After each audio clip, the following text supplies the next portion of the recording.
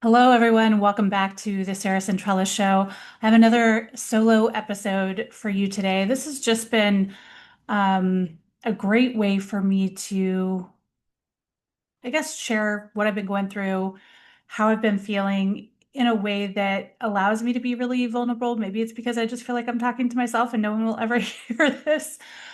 But I just want to thank every single one of you who has reached out to me, who has sent emails, DMs, messages, comments on the last episode that I did, where I really was sharing the grief of both the loss of my brother and the loss of love and heartbreak.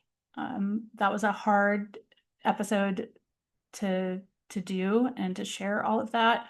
And I just appreciate the love with which all of you gave back to me for that. I honestly, I really needed it. I was feeling very alone.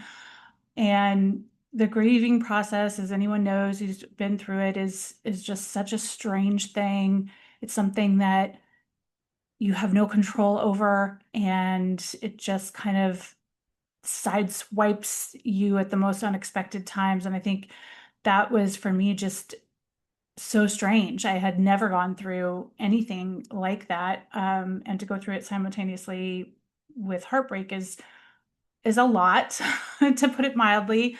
I had many breakdowns in hot yoga class. I had posted about it a little bit on Instagram and come to find out, I guess that's can be a thing because when you're moving your body tends to release the grief that it's holding as well as your emotions. So it kind of can trigger that. And I'm telling you, the first time it happened to me, I was like in the middle of doing jump squats and all of a sudden bawling, zero control over it, zero ability to stop it. Thank God it's one of those classes where it's a dark room and it's 105 degrees. So everyone is pouring sweat. So they can't tell I'm crying because it just looks like I'm sweating. Everyone is super loud. They can't tell I'm crying. So it was just a moment and honestly it felt really good. It felt like a very cleansing release. It happened like three times, but the last three times I've been, it did not happen. So, progress, I guess, on that. But I just wanted to kind of come on and give a little bit of an update and also just share how I'm navigating this season of my life. Because if you've followed me for a while or if you've read my books, you know that I coach from personal experience. That is literally where all of my coaching expertise has come from. It's through navigating seasons in my life that are difficult or the ones that are high, and then sharing the lessons that I'm learning or sharing how I'm kind of getting through it. That's how I learn. I'm a very hands-on learner by nature. And so, honestly, it's one of the things that gets me through a difficult time like this is because I go right back to that mode of really asking myself, what what is it that I can learn from this situation? What is the lesson the universe is trying to teach me? How can I navigate this differently or better? Is there anything that I have done to cause this? And of course, in the case of grief, there's not, but in the case of loss like that, there's not. But in anything else in life, there's always something that I'm going back to reflect on, to grow, because in those moments when life punches us in the face and we didn't see it coming, we feel like we have very little control. At least I know I do most of the time. And that's really scary. That allows for a lot of doubt, a lot of fear, a lot of anxiety to really creep in and want to just take over. The pull is strong to pull you under. The undertow, that current is heavy. It wants to pull you down. It wants to make you sad every day. It wants to make you a victim. It wants to make you say, like, why is this happening to me? This isn't fair. And so to fight that, what I do is I go to the other side of that and I say, how can I learn from this experience? What do I need to learn? What do I need to learn today? How can I show up today and have today just be a little bit different, a little bit better than yesterday? And that might sound like, oh yeah, sure. but That is literally what I'm doing. That is my survival skill. Absolutely my survival skill. If I didn't have that, I would drown in this. I straight up, you guys, like this, I've been through a lot in my life, and that is putting it incredibly mildly. I think some of you have read part of my childhood memoir, Anomaly. I'll put the link here in the show notes for you to read the first 20 chapters. So that gives you just one itty bitty sense. Those first 20 chapters are up until I was 5 years old. So tiny, tiny speck of just some of the different things that I've been through in my life.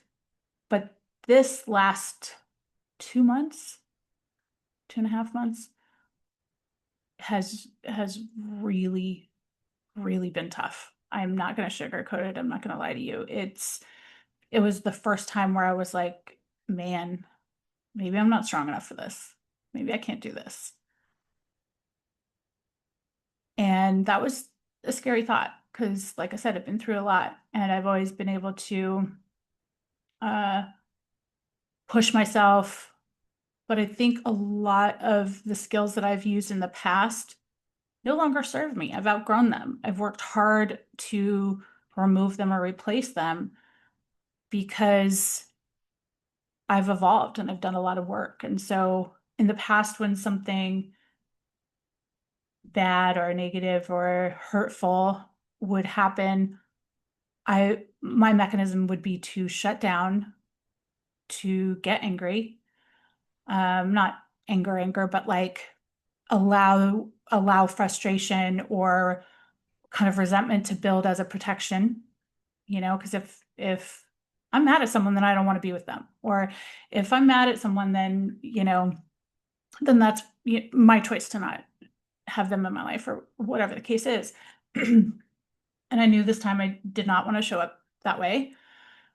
And so when you've had mechanisms that have worked for you in the past, and then you're trying very hard not to kind of slip back into those behaviors and rely on those, it becomes even more challenging because you're really searching for, okay, I have not navigated anything like this before.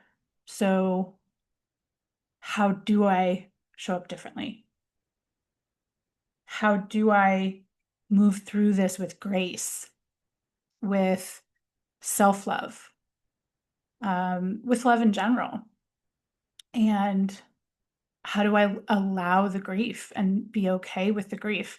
Because I think another one of my coping mechanisms my entire life has been, if I'm going through something hard, I want to just shove it down, shove it in a box, not feel it, kind of use it for fuel to propel me to achieve something or to get out there and make my goals happen, survive. It typically will activate my survival instincts, right? So I would channel all of those feelings into the survival instinct, which then kind of would become my hustle.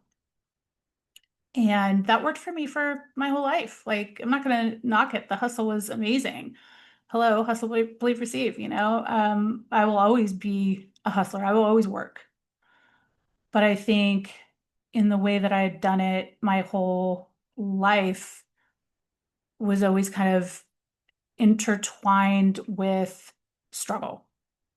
And that is not energy that I do not want in my life. I want ease, I want abundance, I want flow.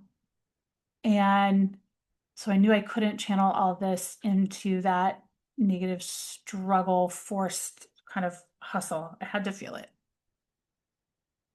I had to let it flow through me. I had to be okay with the wave hitting when it felt like it, cry my eyeballs out if that's what I needed, letting it wind its way physically through my body and out, and then feel better on the other side, which I have every time it's happened in the last 2.5 months. And so that is an indicator to me that I'm growing, which is always good. I always want to be growing. I always want to be evolving, doing things in a better and more healthy way. And I think, this last weekend, we put my brother to rest, if you will. We finally had his celebration of life ceremony, which was just beautiful. We had all the family came in, all of his friends came in, all my extended family came in to send him off in peace and love, uh, which is what he deserved. And I think the 2.5 months prior to that, that is just what my soul needed. I think I understand now why, since the dawn of time, humans have buried their dead immediately, usually within the first week of passing. And the benefit, I think, to that is that everyone comes together in that moment of grief and loss and is able to collectively share it and share their memories and share their stories and share the love. And it also helps it to feel real. I think what made this so difficult for me to handle or to process or to even get my head around was that we didn't have any of that till last weekend. And, you know, like I said on the last one, for the first 7 or 8 days, no one even knew. So that was a really hard thing to kind of show up and be happy Sarah when this huge thing is happening. So I think now that I've been able to kind of have that closure, have that physical understanding of this is real, this did happen, this wasn't all just in my imagination, that helped so much. It was a very difficult weekend, but for the right reasons. Uh, and I'm just so grateful for it because it really allowed that release and that closure that I've needed. And like I said on the previous one, letting go of a really good love right in the middle of this has been really hard. And everyone I've talked to has been like, wait, what? What happened? I don't understand. You guys are so perfect, perfect for each other. You're so perfect together. I don't get it. And I understand that response. I do, because we are really perfect together and are truly amazing. And, I think if it was totally up to me, I would continue to make it work for as long as I possibly can. However, I'm at a stage in my life where I want a relationship to progress. I want to either look at like, okay, how do our lives fully integrate? Like, what does marriage look like? Or, whatever. And he's very much in survival of, being a single dad of small kids. And like I said, no one gets that more than me. No one gets that more than me. Which is why I never dated when my kids were little, because I was like, man, I know I can't handle it. And I think, when you're in that stage where your life is to the max, you kind of described it as a balloon that's completely blown up, and one more one more puff of air and all of it explodes, and I get that, man. That was how my life was for a good 15 years, where it's just like all the balls you're juggling, everything kind of has its slot, and if you upset the apple cart, if you will, like try to add more in, it just feels overwhelming. It doesn't seem like there's a way to make that happen. And so I fully understand and get that. And for us, we both love and respect each other enough that we don't want to put each other in those positions. He doesn't want to put me in a position to feeling like he won't have the time that I need. And I don't want to put him in a position to feel guilty for that. Right. So at a certain point, you have a conversation and you say, okay, well, it's not like the rom-coms where, they're always like, well, love is all that matters. There are other factors that matter too, and both of us are mature enough and good enough communicators to know and to understand that, and to choose to love each other enough to to let each other go, honestly, to be able to do what we have to do in our own lives in a way that we need to. So I know that is not probably very satisfying to hear. It's not very satisfying to live, but it is the reality, and it has still been just this beautiful blessing that I would not take 1 second of it back. I mean, I've learned so much. I wrote a post, I'll put it here as well, about a farewell dinner that we had, and it was just a beautiful kind of moment of closure for us to give each other that, say everything that we need to say and give each other that love, and kind of let each other go. And hmm, as hard as that was, it also just felt right, you know, felt I feel at peace, and I feel at peace with releasing my brother, as well. And so for whatever reason, the universe decided to tie those two things together, and it's been a huge learning lesson for me. But a lot of beautiful things I think have come out of it, and I am 100% a better person because of the relationship I was in the last year and a half. I am going to be an immensely better partner than I've ever, I learned so much. So all good things, but I just wanted to jump on and give everybody an update and let you know I'm doing good. I felt just immediately better after my brother's service. Just kind of that heavy weight of grief was able to release. I'm sure it'll come through in waves again, but overall, it just feels peaceful. Feels like both are starting to kind of heal in good and healthy ways. And what is getting me through this time is relying on my tools. I rely heavily on my think it tools. I use my I am statements every day. I tell myself I am loved, I'm cared for, I am grateful for this life that I have. I'm grateful for my family. I am growing, I'm learning, I'm adapting. So I'm telling myself all day, every day, how I want to show up, how I want to feel, who I want to be, so that I can continue in that journey and not let this sideswipe me or take me under.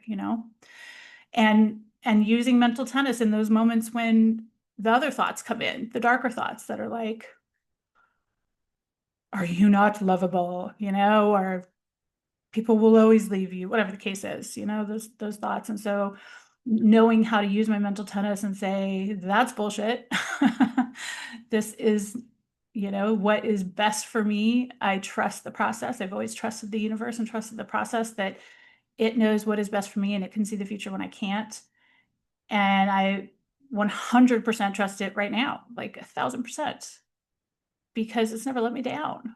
And so I know, like I know that not only will I be okay, I will be just so much better in every possible way when I look back at this experience. This experience will have just catapulted some growth in me that was needed and wouldn't have come any other way. So what a blessing that is. And the faster I can kind of lean into that, embrace that, surrender to it, the better. And the better, honestly, that it feels, and the more peaceful that it feels.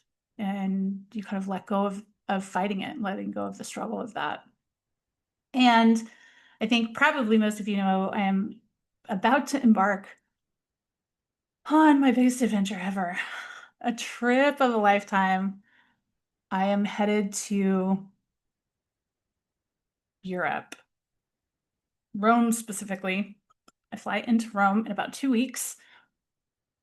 And then I'm going to Croatia, never been before. And I am going to sit by the beach for about 10 days, just float in the sea and allow all of this to process and settle, and then map out my next 10 years, because that's what I do. My life plan story, you already know I'm going to be writing my life plan story. I'm going to be re-envisioning what my future looks like. I'm going to be dreaming. I'm going to be focusing on dream it and planning out the next phases, getting excited about that. And then I'm doing a retreat in Croatia with some of my awesome clients. And then I have like 13 other stops. So for almost 2 months, I'm going to be traveling Europe solo, which is something I wanted to do since I was 18 years old. It was the first time I ever planned that trip. And I can't wait. I'm nervous. I'm not gonna lie, I'm definitely nervous. I'm a little scared. It is a lot of logistical planning, to put it mildly. Thank God for ChatGPT. Oh my God, if you don't use ChatGPT for everything, ugh, get on it because she is the best assistant on the planet. I was struggling yesterday to try to figure out this train trip that I've always wanted to do through Switzerland, which is the end of my trip. And I was just like, man, I can't map this out. I don't even know where these go. And this is so confusing. And I was like, huh, I wonder if ChatGPT knows. So just if you're not using her already, use her. Just be like, hey girl, can you map this out for me? This is what I'm thinking. This is where I want to go. This is what I want to do. And 8 seconds later, it was all there, the entire itinerary with the cost breakdown and the links to book everything. I was like, oh, thank you. Anyway, side note, that is what we call efficiency. So if you haven't figured out how to get the most from ChatGPT and don't think of her as like a writing tool, she's not a writing tool. At least I do not use her as a writing tool. She is, oh my God, she's everything. She's an assistant. And I don't know where I would be right now if I didn't have that. It's awesome. So anyway, I just want to invite all of you to follow along. I'm going to be trying anyway to post every day. I'll try to do as many lives as I can too on my Instagram because I want to take you along for this journey, this lifelong journey that I've always dreamed of. Travel always teaches me so much. I learned so many lessons from travel. Nothing is a greater teacher, in my opinion, than travel. So I want to share those as I'm on this journey. And yeah, I hope you come along for the ride. I'm going to try to record as many of these kind of solo podcast episodes while I'm traveling as I possibly can and upload them. So be sure, if you haven't already, please review the podcast, leave a review. That helps a ton. Share the episodes. You know the good things. Leave comments. All of that helps our work mean something when we're out here pouring out our souls. So I appreciate you. Don't forget to pre-order Think It. That's the biggest thing you could do right now to help support my work. I need every single pre-order. We have a goal of 10,000. I think right now we have like 150. So I really need you. Like, really, this is a shameless babe. Please go order Think It. That book is going to change your life anyway because it has all of my mindset tools in it. So do that. You'll get $30 off your tour ticket. Now there's an option where you can come to just the book signing part of it. So with your pre-order, it's $15. So that way I can meet you when I do my tour. All right, everybody. Until next time, just thrive.